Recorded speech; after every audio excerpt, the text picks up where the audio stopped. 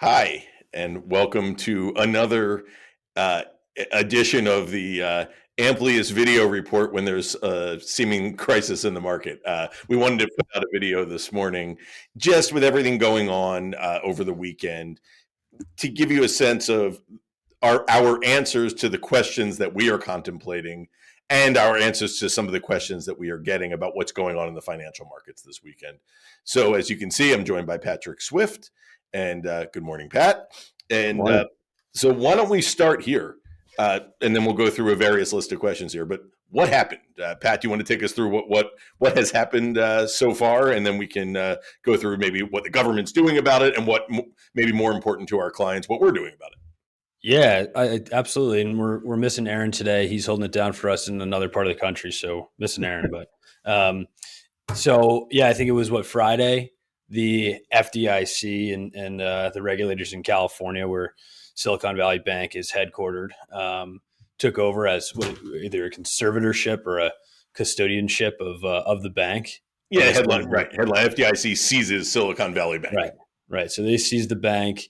It was as a result of a couple of different things, but in terms of background, and you could fill in here too if you want, Matt. But Silicon Valley Bank traditionally, as their name would imply, banks with many of the startup and Silicon Valley venture private equity hubs in California. That's what's made it a successful bank for 40 some odd years. And as that sector experienced probably a little outsized risk over the last couple of years, with interest rates increasing as high as they are, there was certainly a need for cash for a lot of those companies, which a lot of which was held at their Silicon Valley Bank. And much of the assets the bank held were in bonds that have lost value. To keep it super basic, Matt, if you want to touch on a little more detail there, feel free. Yeah, basically the bank took in a ton of deposits during the COVID era with the tech boom that came out of COVID and all the cash that was awash in the system. And to Pat's point, their clientele was largely in the Silicon Valley area, tech sector. Lo and behold, Fed starts raising rates last year. And what the bank had essentially done, best we can understand it without pouring over their entire balance sheet, is they took all that deposit money, they bought long-term bonds with it, or at least a significant portion of that money they took and bought long-term bonds. Those long-term bonds are now significantly underwater given how much rates went up last year. And at the same time, their clientele is struggling and was starting to pull money, and they sold some of those bonds and recognized losses. And then with any bank, a bank is basically a contract between its customer and the institution. And the customers lost faith and started pulling money out last week. So the FDIC had to step in and seize it. They did something similar over the weekend with Signature Bank, a bank I'm a little less familiar with, but I think is connected to the crypto world. And effectively, the sell-off on Friday in the stock market, and then the modest follow-through so far this morning, we'll see, is a result of some degree of fear that we could be facing another 2008 style financial contagion. We have our own opinions on that, but I think that somewhat summarizes what happened with SVB and what and what some of the fear is right now. Yeah, well said. And a complex issue that often requires a somewhat complex resolution. So, Matt, in terms of what happened really yesterday, I'm sure the regulators and associated parties were working throughout the weekend, but yesterday we got some news prior to markets and business opening today. How would you, what was the news, I guess, first of all, and how'd you characterize what it means for us today? Yeah, so the government stepped in last night, and this was coordinated amongst Treasury, Fed, FDIC, I think are the three main parties that did this. And essentially, as many of you know, usually the FDIC will insure deposit accounts up to $250,000 per individual account. And what happened with Silicon Valley Bank, and this happens with a lot of banks, but I think was really an issue there, is a lot of tech companies had significant money there, well beyond the insurance amount. And a lot of that was going to be used for payroll and keeping their companies going. So what the government did essentially was step in and insure those deposits so that uninsured depositors, as I understand it today, and obviously this is a fluid situation, are not going to lose money. So that begs the question of, was this a bailout? And that goes, it depends how one defines that. But here's, I guess, my own answer to that is, it seems as if the equity holders, the stockholders of the actual entity, Silicon Valley Bank, are not being bailed out. But it does seem like the government is stepping in to make sure the customers of Silicon Valley Bank are able to continue with their functioning accounts, have access to their money, so as to contain the potential fallout from this situation in the broader economy. That is the goal. Pat, anything to add there on what the government did? No, very well said. It's a little reminiscent of some of the programs that came out during the crisis. I'd say one of the positives of that period is that we have some playbook, unfortunately, and precedent for these types of situations. And I would, again, to spin a positive on a obviously negative situation, I'd say what came out over the weekend is probably, for now, best case scenario. It would have been far worse if regulators had made a statement sort of saying that they would not insure deposits. We'd probably have a bigger mess on our hands from a fallout standpoint. So that's good for now, right? I mean, there's obviously a lot of negatives involved in the situation, but I think that's probably the best outcome most market participants, which is all of us, could have hoped for coming into today, at least.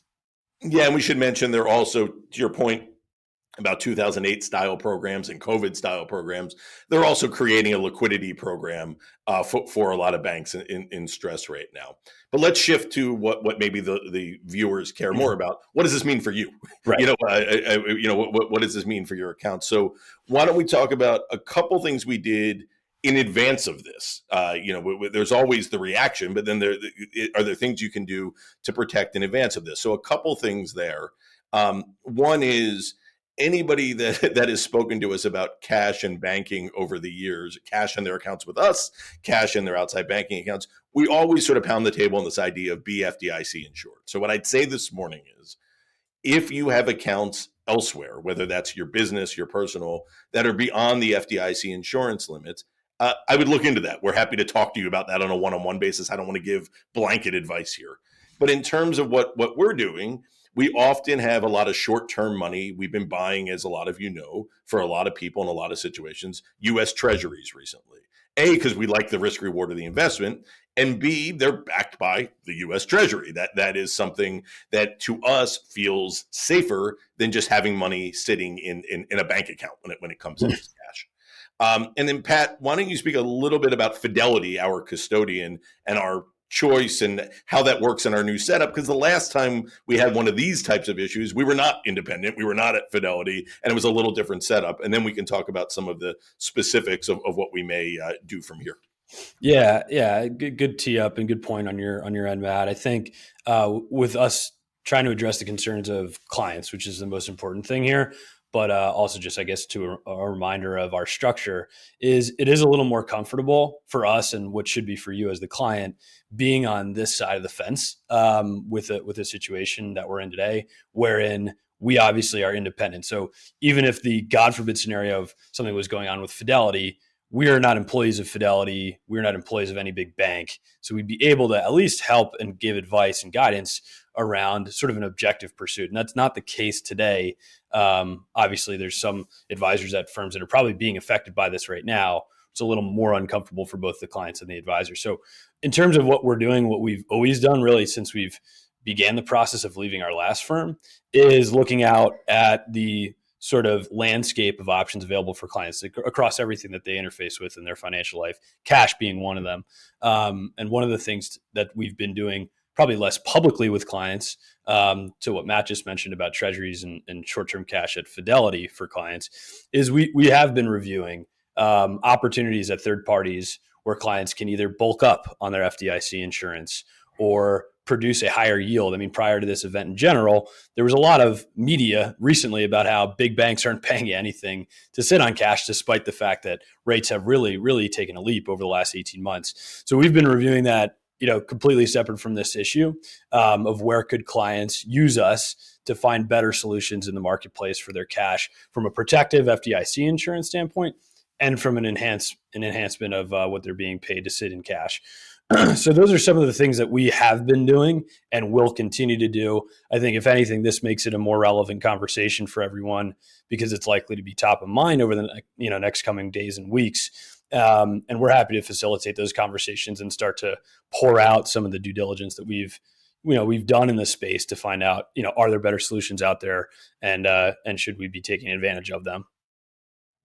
Great. And to just to emphasize again on Pat's point there, Fidelity is our custodian. They are not our employer. We can evaluate them clinically and critically. At this point, we have no reason to believe there are any problems there. Doesn't mean that no financial institution is immune, though, sometimes when this stuff happens. So we'll be monitoring that closely. But at this point, one of the reasons we went with them was for times like this. Doesn't mean it's going to work every time, but nobody's perfect. But they have a very conservative business mix and business model compared to some of their peers that are struggling yet Friday and today. And we're very comfortable there right now, and we think you should be as well. But if that changes, we're closely monitoring the situation.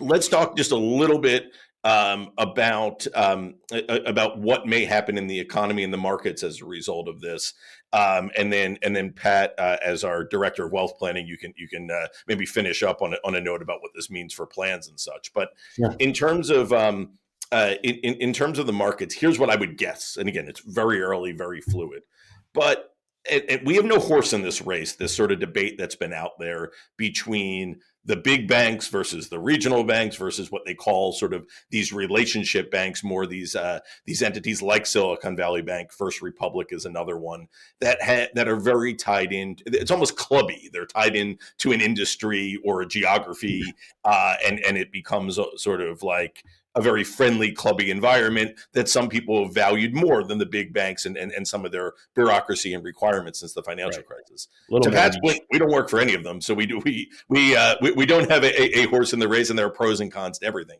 But what I imagine will happen coming out of this is there's going to be, I would think, more regulation of some of those mid-size and smaller banks, so that this is not a panic and a crisis every time this happens. The big banks have taken a lot of criticism, but one thing in their favor is they're heavily, heavily regulated right now. And I would never say never in the financial world, but I don't think they, in the current environment, would face a situation like we're seeing right now. But I imagine some of those mid-sized banks are going to have higher costs, to your point, Pat, in the form of probably having to pay out more on their deposits, and be higher costs in the form of more regulation. So I think that will maybe have an impact on that sector. Any thoughts, Pat, on the broader economy and markets before we get to individual planning? No, I mean, I think you hit it well on the head. I think it'll be interesting to see what happens. There's a lot of theories and a lot of potential situations. I think one of the things amongst a lot of the items we've been circulating and reading internally is, there's a big need for regional banks, obviously, in our economy. They're usually the lender of first resort for small businesses, for companies that are startups, which, we've said it before, it's a cliche, but small businesses and individuals are the backbone of our country and our economy oftentimes. So it's important that this doesn't become a fallout where the large Wall Street banks become the collectors of banks that have gone under. That would be, we don't want that monopolized type of flavor in our economy, for what it's worth. So who knows what will happen if Silicon Valley Bank and others will get split up and purchased by other big ones. But just something to watch for and be aware of that. Does this mean all regional banks are bad? You shouldn't be with them? Absolutely not, because they're going to be an important functioning part of our economy. So for what that's worth. Yeah. And I do think, there was some talk about, there probably still is some ongoing conversation about that is, from the government's perspective, is it bad if these big banks acquire more small banks and the big banks get even bigger? I guess my counter to that is it's probably going to happen anyway. That's right, where the money's flowing, at this point, to a degree. And so to a certain degree, government regulators and the economy, it's to pick the lesser of evils at a certain time. And there is an advantage to the stability of the big banks. But to Pat's point, no, I do not think this is like the end of times for regional banks at all. This was a somewhat unique situation that the government is hopefully trying to isolate. Right. As it pertains to what we do, from an opportunistic standpoint, we're very much keeping our eyes and ears open. Where there is weakness, there are often opportunities in the marketplace. I would say as of this morning, there is nothing like screaming at us that you got to run and buy this yet. We want to see how this shakes out, but very much a front of mind concept. And then I guess, Pat, as always, with a long-term financial plan, I don't think anybody's going to be surprised to hear your answer here. But should this impact anyone's long-term financial plan? No, that's the short answer, and taking us 15 minutes to get there on how it really does impact everyone in the long term. The answer, as you've heard us say a million times over, and it's really the antidote, in my opinion, to these types of situations, is you just have to remain patient. You have to be disciplined and focus on the things you can control. You can't control what the FDIC is going to do or what parts of Silicon Valley Bank are going to get distributed or any of those types of things, right? They're outside of our control. So if you can focus on the things you can control, that should give you some, peace of mind, in my opinion. And to give some statistics to how this may affect our current cycle that we're in. There's obviously been a ton of talk about recessions this year, and maybe we've had some good data and bad data as this year has started, and we're set to have another Federal Reserve interest rate hike this month, which we'll see the extent and how much they'll do and all that kind of stuff. But in terms of the recessionary talk, does this increase or create an additional crack in the system? It certainly could. Going back to Matt's question and focus on long-term strategy and long-term financial plan, and there being really no reason to change, I'll give a couple of statistics. There have been 13 U.S. recessions, Matt, since World War II, 1945 or so. And over that time period, those recessions have varied in length from 2 months to 18 months. And actually, those were our last two recessions, 2 months in 2020, 18 months in 2008, 2009. The others are kind of vary between 6 and 14 months. So you're kind of average just shy of about a year and a half. Now, during that period of time, if you stayed invested in stocks from the day the recession started to when it ended over those various months, you would have received about a just shy of 6% rate of return, closer to 5.5% rate of return. That in and of itself is not much of a reason to change your strategy, in my opinion. Most of you will know and remember that when we do financial planning forecasts and retirement planning projections, we usually only use a 5 to 6% rate of return. So we're pretty much right on the money with that projection. So that's, again, if you're invested during a recession. Now, if you're invested the 12 months after a recession has started, over that time period, your return in stocks, again, has been just shy of about 7%.